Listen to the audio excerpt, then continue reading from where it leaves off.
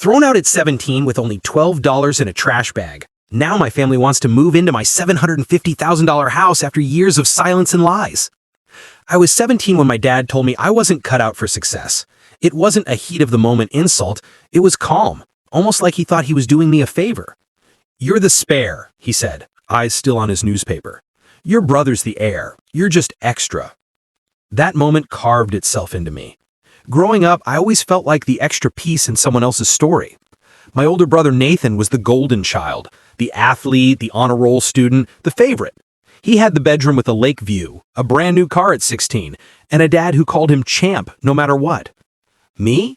I got hand-me-downs, suspicious looks, and lectures just for existing too loudly. For a long time, I thought it was my fault. I worked at 15, kept good grades, even tutored Nathan in math when he started failing. Nothing changed. Mom called me lazy when I slept in on Sundays, even if I'd closed the diner late the night before. Dad called me unmotivated when I said I wanted culinary school instead of a 4-year college. Nathan? He just smirked when they went after me, like he enjoyed it.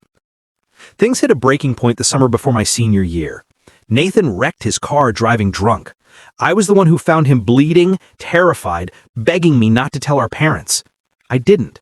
I took the blame, said I'd borrowed the car without asking. I thought maybe that loyalty would earn me respect. Instead, my dad calmly told me to pack my things. "You've embarrassed this family enough." That night, I slept in a bus shelter. The next morning, I came back to grab my school bag, only to find a trash bag with my clothes on the porch and a note, "You're on your own now. Learn something from this." No one checked on me. Mom told church people I'd chosen the streets because I was rebellious. Nathan went to Florida 2 weeks later, posting beach selfies like nothing had happened. I kept myself alive. Double shifts at a convenience store, sleeping on cardboard in the stockroom when no one was watching, and the hardest part wasn't hunger, it was silence. No birthdays. No, "How are you?" I was erased. 3 years. That's how long it took before I felt free of them. I got an associate's degree from community college, built a small marketing business from library Wi-Fi, and moved 3 towns over. Then last month, my mom texted me, "Is that your face on the billboard off Route 9? Yes, it was. The local Chamber of Commerce put me up as a young entrepreneur spotlight after I helped small shops grow their online sales. To me, it was everything. Proof I wasn't just the spare. 2 hours later, my dad called. I didn't pick up. Then came voicemails from Nathan, from relatives I hadn't heard from in years. Suddenly warm. Suddenly curious. Suddenly proud. I knew why. They hadn't changed. They just saw something they wanted. The next day, my mom left a voicemail. "We're going through a rough patch. Nathan and Alyssa might lose their place. Do you still have that spare room?" I laughed. That spare room? It didn't exist. I'd bought the entire house, paid in cash. I ignored the messages. Even when Aunt Janice wrote on Facebook, "It would really mean a lot to the family if you stepped up right now." Stepped up? Where were they when I was sleeping under a bus shelter, Aunt Jan? I stayed quiet, but silence wasn't enough. One evening, I came home and saw a familiar car parked across the street, my parents' old silver Honda. On my porch sat my mother, holding a Tupperware container, probably guilt-flavored banana bread. She stood when I got out of the car. "Oh my God, you look so good," she said, arms opening for a hug. I didn't move. "Mom, why are you here?" She smiled like it was just a casual visit. "I wanted to see you. It's been so long. Maybe we could catch up." I leaned against the doorframe. "Is Nathan okay?" Her face faltered. There it was, the real reason. Not love, not regret, just need. He and Alyssa lost their apartment. They fell behind on rent. "The baby's coming and they just need a place for a little while until they're stable again. Your father thought maybe we could all stay here for a few months." I almost laughed. "You kicked me out with a trash bag and a note. I begged you to listen and you told me to learn something from this. And now you want me to give up my peace for the son you threw me away for?" She looked stunned, then defensive. "It was complicated back then. We did what we thought was right." "No, you did what was easy. Believing Nathan was easier than believing me, even if it ruined me." For the first time, I saw a flicker of shame in her eyes, quickly replaced by deflection. "Well, we didn't know how things would turn out. Clearly, you've done well, so maybe it wasn't such a bad thing after all." That was it. They abandoned me, and now they wanted credit for my survival. "You're not coming inside," I said firmly. "Tell Dad, Nathan, and the rest, This house doesn't have a spare room." She opened her mouth, ready to beg or guilt-trip me, but I was already turning the doorknob. That's when she said it. "You're being selfish." I stopped, turned back, and met her eyes with a small smile. "No, Mom, I'm just finished being useful to people who only remember I exist when it benefits them." Then I shut the door. She didn't knock again. That night, I couldn't sleep. My mind replayed everything. The audacity of them showing up here, asking for help, pretending we were still a family after everything they'd done. For a flicker of a moment, guilt slipped in. That old whisper, what if I'm the problem now? But then I remembered. I remembered the way my mother looked at me in the principal's office when Nathan lied and said I hit him, how she cried for him, how she never once looked at me with belief, with love, or even curiosity, just disappointment. I remembered being pulled out of school, shoved out of my own house, left with nothing but silence. I owed them nothing. Still, I wasn't finished, not with revenge, something different, accountability. So I wrote a message, not to them, but to the wider family. Aunts, uncles, cousins, the people who had only ever heard their side of the story. The ones who thought I was rebellious, angry, troubled. I told them everything. The crash, the false confession, the garbage bag on the porch, the years without a word, even the day they showed up at my door with Tupperware. I attached the screenshot of Nathan's old text where he bragged about how easy it had been to get rid of me. Then I hit send. For once, I wasn't afraid. It didn't take long for the chat to explode. I'd muted it years ago, but suddenly my phone wouldn't stop buzzing. Aunt Marie, is this true? I had no idea. Uncle Leo, your parents told us you ran away, got into drugs. Cousin Denise, I always wondered what happened to you. I'm so sorry. That text from Nathan is disgusting.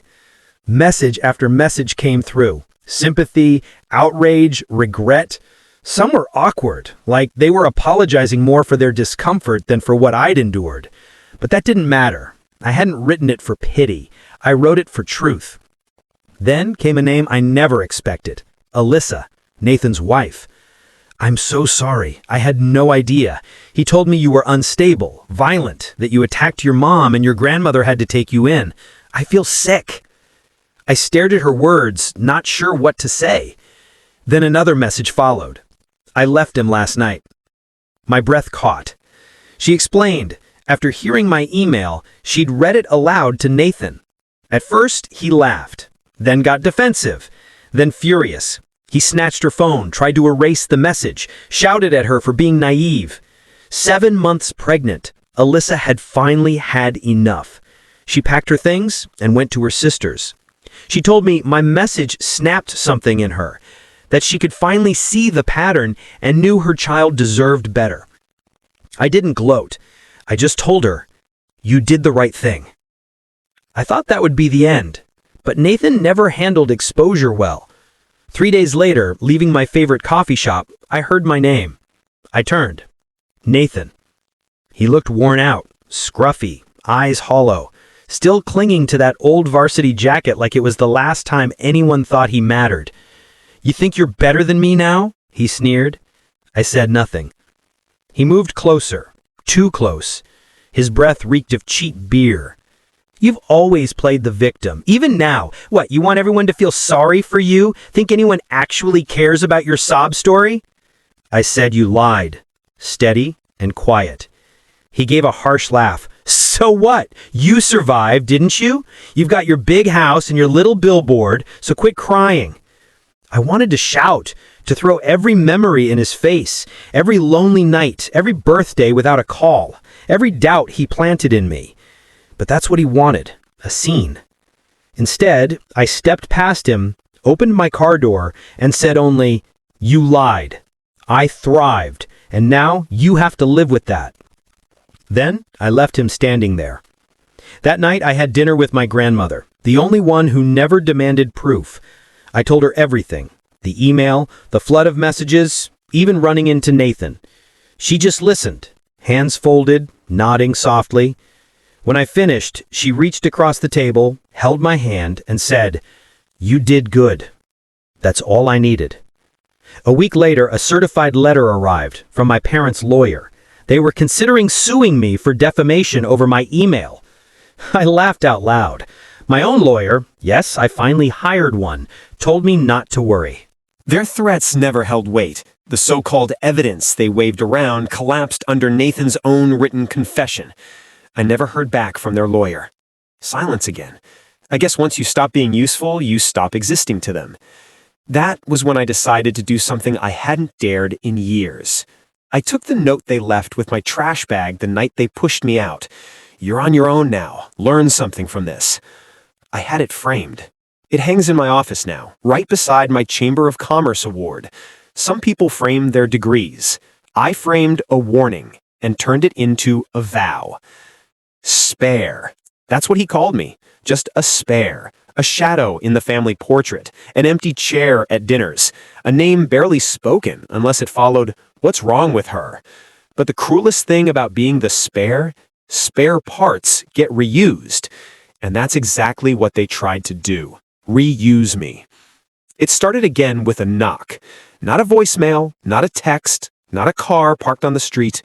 An actual knock on my door just after dusk. I almost ignored it, but something in me said I needed to answer. When I opened it, I didn't see my father. I saw a man collapsed inside his own body. The tough voice, the superiority, they were gone. He stood there in a worn-out sweater, holding a stack of papers. He said, "I'm signing over the house to you. Your grandmother said you deserved it more than any of us ever did." My grandmother. That was when I knew something was wrong. "She's sick," he added quietly, finally lifting his eyes. "Stage 4 cancer." We sat on my porch in silence. The same porch where my mother once begged for a spare room. "She didn't want you to know that," he added. Said it would take your focus off work. Said she was proud. Proud. That word landed harder than any insult he ever gave me. I looked out at the garden she helped me plant last spring. Lavender, rosemary, marigolds. She called it her living prayer. Her gloves still hung faded on the fence where she left them last week. I swallowed my anger. This wasn't about them anymore. This was about her. 3 weeks later, she passed away. At home. My home. The one they once claimed I didn't deserve. I held her hand as her breaths grew shallow. She wasn't afraid. She only whispered, "Promise me you'll plant something new every spring. That's how you start over." Then she slipped away, but not before leaving me one last gift. I found it in a small wooden box beneath her bed, sealed with a letter. Her handwriting, slanted, steady, unmistakable. To the granddaughter they never truly saw. Inside were pages of journal entries, yellowed paper, dated from when I was 9, 11, 14. She had written everything down. The forgotten birthdays, the bruises, the lies, Nathan's staged accusations, the way my mother once called me a mistake when she thought no one was listening. Proof. And beneath it all, a notarized deed transfer. Her house, left solely to me. I didn't cry. Not because I wasn't shattered, but because her last act wasn't about grief. It was about justice. She rewrote our story. The funeral was small, by my choice. No open invite, no family spectacle, just people I knew could stand in silence without trying to erase the past. But of course, they came anyway. Nathan, my mother, dressed in black as if that could cover anything, hovering at the edges, waiting for a way in. After the final prayer, my mother approached. No tears, just eyes scanning the garden, the house, the circle of friends and colleagues surrounding me, people who chose me. Then she asked, "Is it true? Did she leave everything to you?" I met her gaze and finally gave her what she always denied me. Yes. That night, a letter appeared on my doorstep. Typed. Cold. A request for temporary housing during healing and transition. They wanted to move into the very home they abandoned her in when she took me in. I sat with it for a long time, then drafted my reply. "Dear Mr. and Mrs. Turner, thank you for your interest in residing at 49 Maplewood Lane. Unfortunately, all rooms are currently occupied by peace, silence, dignity, and the overdue scent of lavender. Therefore, we cannot accommodate guests who left those values behind. May you find shelter in the homes built from your choices. Sincerely, kindly despair no more." I posted it. It spread like wildfire, not because it was vengeful, but because it was honest. For once, I told my story without edits, without shame. People shared it, commented, messaged me, not for gossip, but for relief, because there are so many of us, so many spares who turned out to be the whole engine. Today, I walked through my grandmother's garden and planted something new, just like I promised. A single white rosebush named Rebirth. And this time, the story doesn't end with exile or anger. It ends with roots, because I am not a spare. I am the seed that endured. Thanks for being here and witnessing the story. Don't forget to subscribe and hit the bell. There's always another chapter waiting.